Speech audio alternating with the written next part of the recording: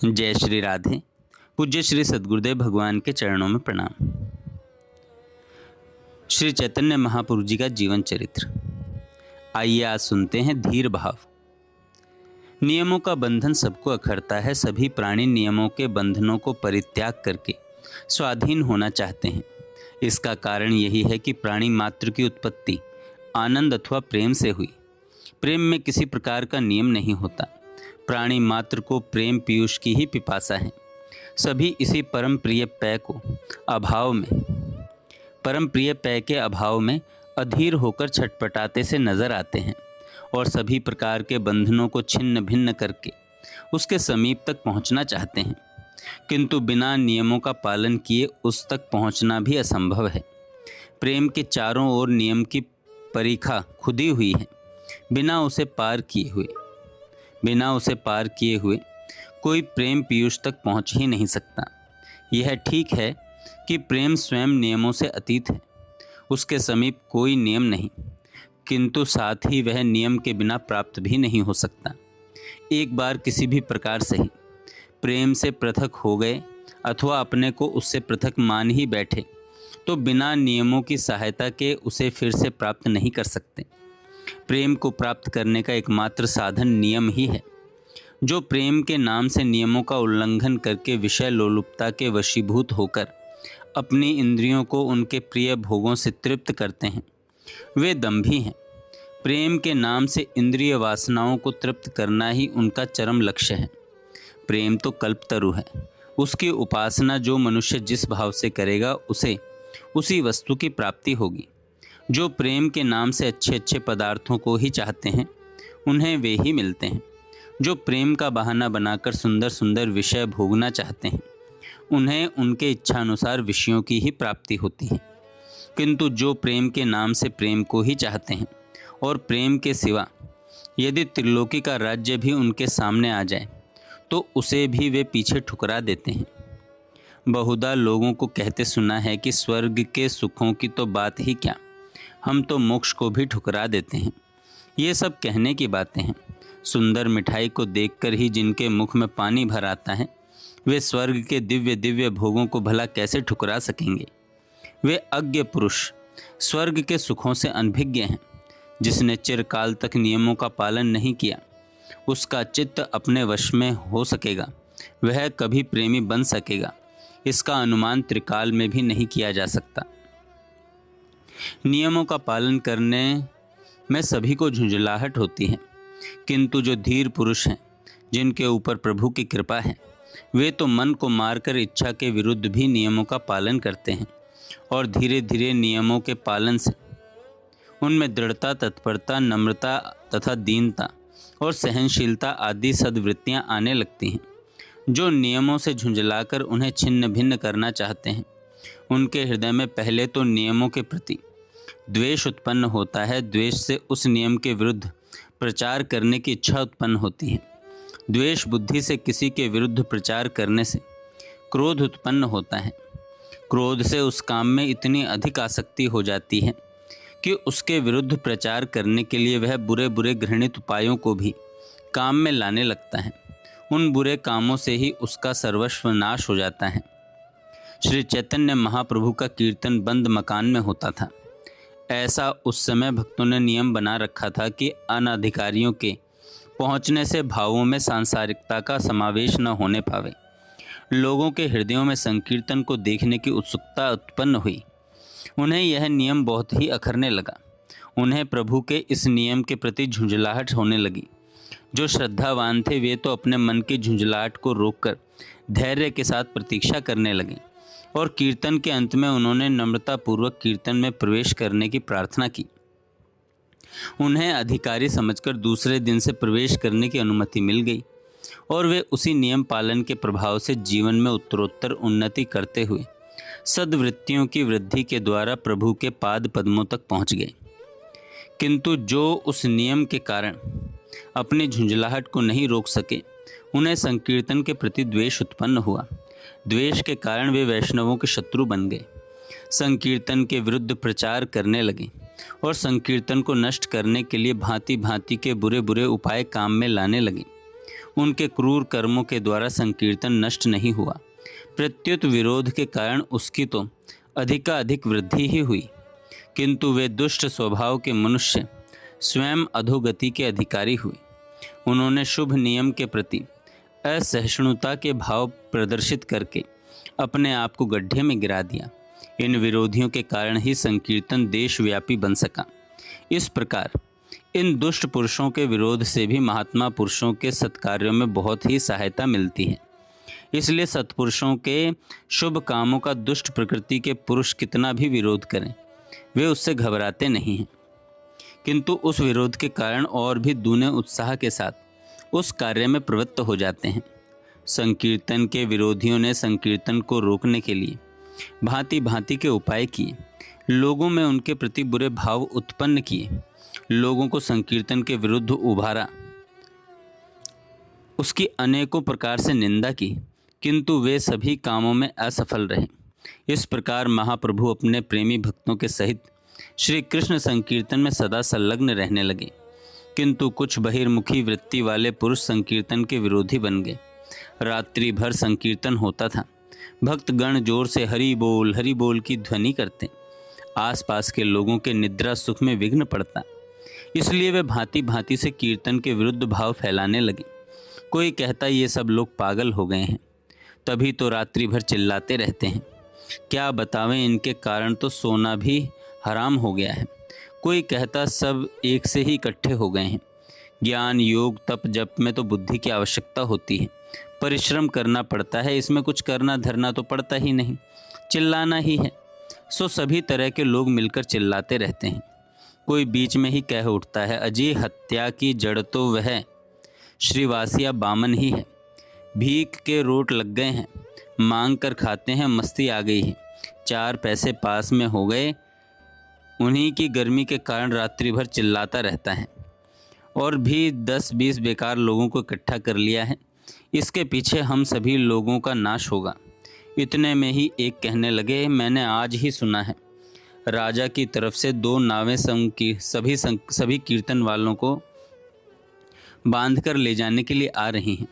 साथ में एक फौज भी आएगी जो श्रीवास के घर को तोड़ फोड़ कर गंगा जी में बहा देगी, सभी कीर्तन करने वालों को पकड़ ले जाएगी। इस बात से भयभीत होकर कुछ लोग कहने लगे, भाई इसमें हमारा तो कुछ दोष है ही नहीं, हम तो साफ कह देंगे कि हम कीर्तन में जाते ही नहीं। अमुक लोग किवाड़ बंद करके भीतर न जाने क्या क्या किया करते हैं। कुछ लोगों ने सम्मति दी, जब तक फौज न आने पावे उससे पहले ही काजी से जाकर कीर्तन की शिकायत करावें, उससे जता आवें कि इस वेद विरुद्ध अशास्त्रीय कार्य में हमारी बिल्कुल सम्मति नहीं है। न जाने ये स्त्रियों को साथ लेकर क्या क्या कर्म करते रहते हैं। मालूम पड़ता है ये लोग वाम मार्ग की पद्धति से पंचमकारों के साथ उपासना करते हैं। ऊपर से लोगों को सुनाने के लिए जोर जोर से श्री कृष्ण कीर्तन करते हैं और भीतर मांस, मदिरा, मछली, मैथुन आदि वाम मार्गियों के साधनों का प्रयोग करते हैं। इससे यही ठीक होगा कि हम पहले से ही काजी को जता दें। यह बात लोगों को पसंद आई और कुछ लोगों ने जाकर नवदीप के काजी के सामने संकीर्तन की शिकायत की। सब बातें सुनकर काजी ने कह दिया, आप लोग किसी बात की चिंता न करें, हम कीर्तन बंद करा देंगे। इस उत्तर को सुनकर शिकायत करने वाले प्रसन्नतापूर्वक अपने स्थानों को लौट आए।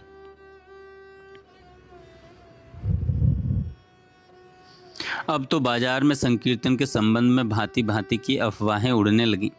कोई कहता है इनके जोर जोर से चिल्लाने से भगवान भी नाराज हो जाएंगे और इनके परिणाम स्वरूप संपूर्ण देश में दुर्भिक्ष पड़ने लगेगा। कोई उसकी बात का नम्रता के साथ खंडन करता हुआ कहता, यह तो नहीं कह सकते कि भगवान नाराज हो जाएंगे, वे तो घट घट व्यापी अंतर्यामी हैं, सबके भावों को जानते हैं और सबके सहते हैं। किंतु यदि वे धीरे धीरे नाम स्मरण करें तो क्या इससे पुण्य न होगा? रात भर हा हा हू मचाते रहना, इससे क्या लाभ? उसी समय कोई अपने हृदय की जलन को शांत करने के लिए भाव से, द्वेष बुद्धि से कहता, अब 2 ही 4 दिनों में इन्हें अपनी भक्ति और संकीर्तन का मजा मिल जाएगा। श्रीवास की खैर नहीं। इन सभी बातों को श्रीवास पंडित भी सुनते। रोज रोज सुनने से उनके मन में भी कुछ कुछ भय उत्पन्न होने लगा। वे सोचने लगे, गौड़ देश का राजा हिंदू तो है नहीं, हिंदू धर्म का विरोधी यवन है। यदि वह ऐसा करे तो कोई आश्चर्य नहीं। फिर हमारे बहुत से हिंदू भाई ही तो संकीर्तन के विरुद्ध काजी के पास शिकायत कर आए हैं।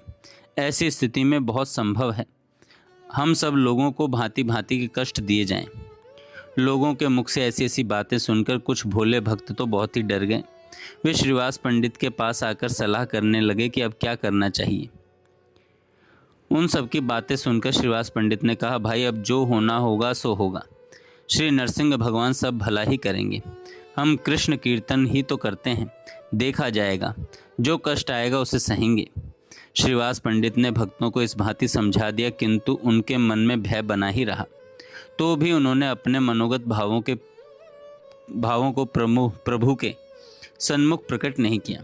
प्रभु तो सबके भावों को समझने वाले थे। उन्होंने भक्तों के भावों को समझ लिया कि ये यवन राजा के कारण कुछ भयभीत से हो गए हैं, इसलिए इन्हें निर्भय कर देना चाहिए। एक दिन प्रभु ने अपने संपूर्ण शरीर में सुगंधित चंदन लगाया, घुंघराले काले काले सुंदर बालों में सुगंधित तेल डाला, मूल्यवान स्वच्छ और महीन वस्त्र पहने और साथ में 2-4 भक्तों को लेकर गंगा किनारे की ओर चल पड़े। उनके अरुण अधर पान की लाली लगने से और भी अत्यधिक अरुण बन गए थे। नेत्रों में से प्रसन्नता प्रकाशित हो रही थी। मुख कमल शरद पूर्णिमा के चंद्र के समान खिला हुआ था। वे मंद मंद मुस्कान के साथ भक्तों के आनंद का वर्धन करते हुए गंगा जी के घाटों पर इधर से उधर टहलने लगे।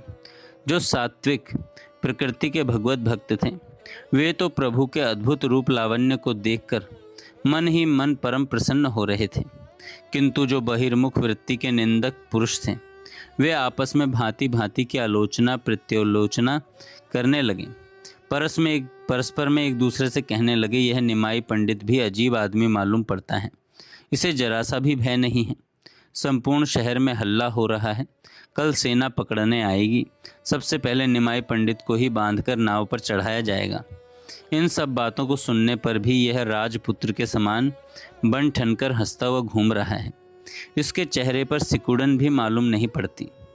कोई कोई कहता, अजी सभी झूठी बातें हैं, न फौज आती है न नाव ही आ रही है। दूसरा इसका जोरों से खंडन करके कहता, वाह साहब, आप गप ही समझ रहे हैं। कल काजी साहब स्वयं कहते थे, हाथ कंगन को आरसी क्या, कल आप प्रत्यक्ष ही देख लेना। इस प्रकार लोग भांति भांति से अपने अपने अनुमानों को दौड़ा रहे थे। महाप्रभु भक्तों के साथ आनंद में विहार कर रहे थे। इसी बीच एक प्रभु के पुराने परिचित पंडित गंगा जी पर संध्या करते हुए मिले। प्रभु को देखकर उन्होंने उन्हें प्रणाम किया। फिर आपस में वार्तालाप होने लगा। बातों ही बातों में पंडित ने कहा, भाई सुन रहे हो, तुम्हें पकड़ने के लिए राजा की तरफ से सेना आ रही है। संपूर्ण शहर में इसकी गर्म अफवाह है। प्रभु ने कुछ उपेक्षा के साथ कहा, अजी जो होगा सो होने दो। अब गौड़ छोड़कर और जा ही कहाँ सकते हैं। यदि दूसरी जगह जाएंगे तो वहाँ क्या बादशाह सेना भेजकर हमें पकड़कर नहीं मंगा सकता। इससे यहीं अच्छे हैं, जो कुछ दुख पड़ेगा उसे सह लेंगे। शुभ कामों की ऐसे समय में ही परीक्षा होती है। दुख ही तो धर्म की कसौटी है। देखना है कितने इस पर खरे उतरते हैं। यह सुनकर पंडित चुपचाप हो गए। प्रभु श्रीवास पंडित के मकान की ओर चल पड़े। प्रभु श्रीवास पंडित के घर की ओर चल पड़े। आइए सुनते हैं नरसिंह आवेश। श्रीवास पंडित नरसिंह भगवान के उपासक थे। वे अपने पूजा गृह में बैठे हुए भक्ति भाव से नरसिंह भगवान का विधिवत पूजन कर रहे थे। इतने में ही उन्हें अपने घर के किवाड़ों पर जोर से खटखट की आवाज़ सुनाई पड़ी, मानो कोई जोरों के साथ किवाड़ को खटखटा रहा हो। श्रीवास का ध्यान भंग हुआ। वे डर से गए, किवाड़ों को इतने जोर से कौन खड़खड़ा रहा है। उन्होंने पूछा, कौन है। बाहर से आवाज़ आई, जिसका तुम पूजन कर रहे हो, जिसे अब तक अप्रत्यक्ष मानकर पूजा करते थे, उसे प्रत्यक्ष देख लो। यह सुनकर श्रीवास पंडित कुछ सिटपिटा से गए और उन्होंने डरते डरते किवाड़ खोले। इतने में ही श्रीवास क्या देखते हैं कि अद्भुत रूप लावण्य से युक्त शचीनंदन श्री विश्वंभर निर्भय भाव से पूजा गृह में चले जा रहे हैं। वे जाते ही पूजा के सिंहासन पर विराजमान हो गए।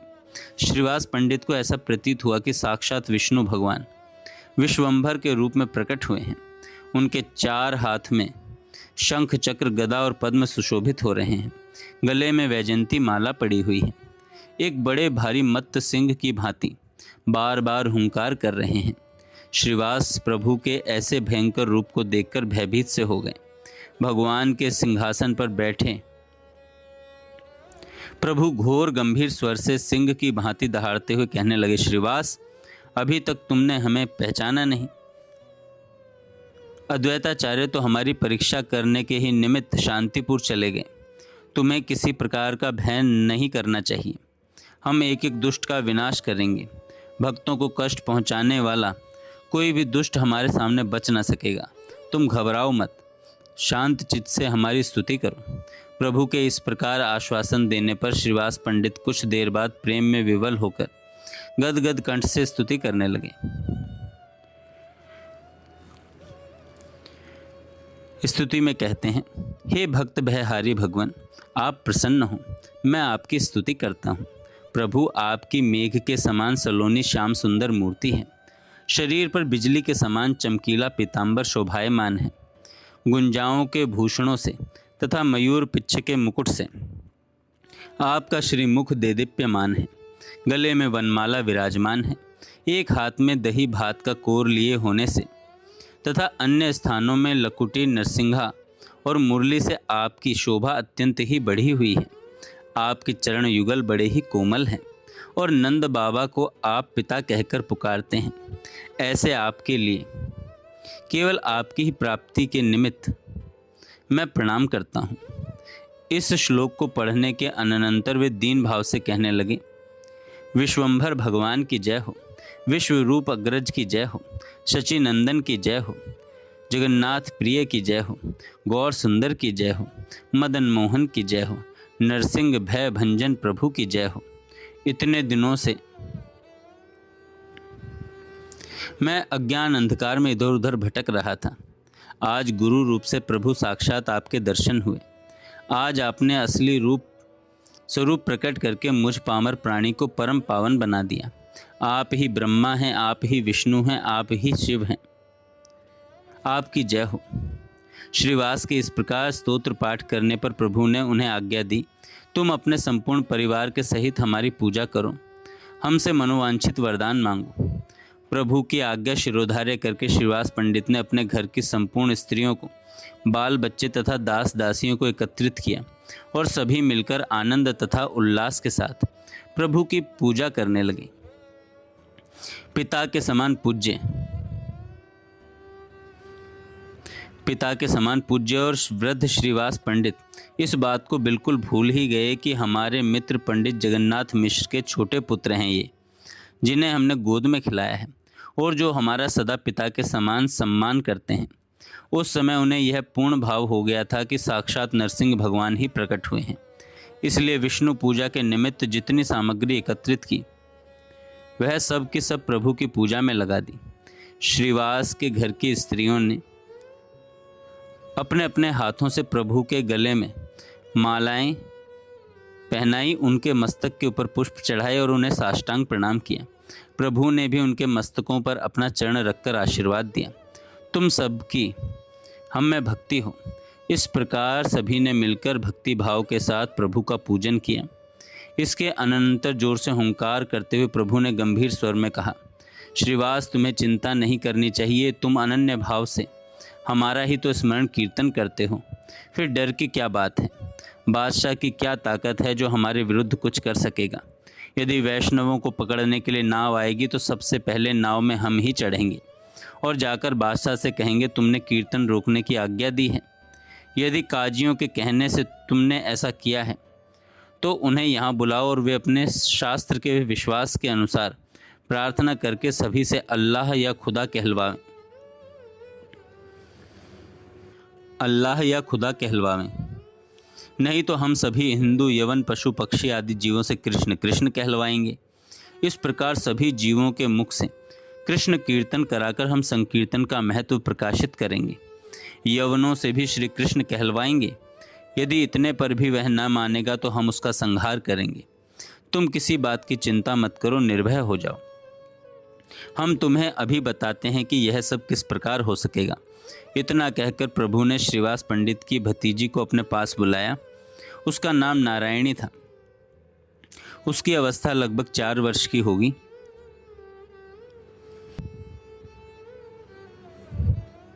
प्रभु ने उसे अपने पास बुलाकर कहा, बेटी नारायणी, तुम श्री कृष्ण प्रेम में उन्मत्त होकर रुदन तो करो।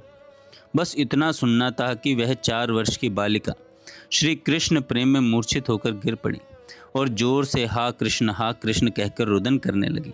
उसके इस प्रकार रुदन को सुनकर भी स्त्री पुरुष आश्चर्य सागर में गोते खाने लगे। सभी की आंखों से आंसू बहने लगे। हंसते हंसते प्रभु ने कहा, इसी प्रकार हम सबसे कृष्ण कीर्तन कराएंगे। इस प्रकार श्रीवास को आश्वासन देकर प्रभु मूर्छित होकर पृथ्वी पर गिर पड़े और बहुत देर के बाद होश में आए। होश में आने पर आप आश्चर्य के साथ इधर उधर देखने लगे और बोले, पंडित जी, मैं यहाँ कैसे आ गया? मैंने कोई चपलता तो नहीं कर डाली? आप तो मेरे पिता के समान हैं। मेरे सभी अपराधों को आप सदा से क्षमा करते आए हैं। यदि मुझसे कोई चपलता भी हो गई हो तो उसे क्षमा कीजिएगा।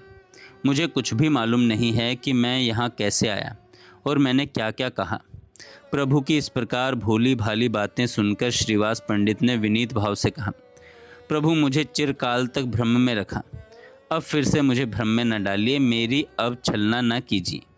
अब तो मुझे आपका सत्य स्वरूप मालूम पड़ गया है। आपके चरणों में इसी प्रकार अनुराग बना रहे, ऐसा आशीर्वाद दीजिए। श्रीवास के ऐसा कहने पर प्रभु मन ही मन प्रसन्न हुए और कुछ लजाते हुए अपने घर की ओर चले गए। जय श्री राधे। आगे हम कल सुन